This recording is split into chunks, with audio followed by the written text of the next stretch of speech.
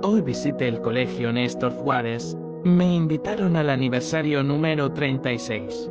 Mi mamá era portera en el turno noche.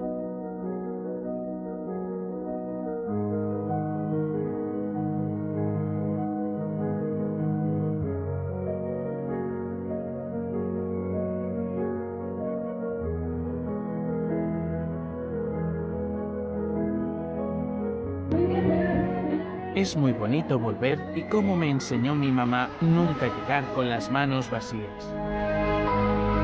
Gracias a todos ustedes. Yo acá igual estudié. Mi madre era la portera del colegio de la noche, del fútbol. Me gusta verlo acá hoy, que es un muchacho que es arquero y ahorita acá en Hugo Playa lo felicito.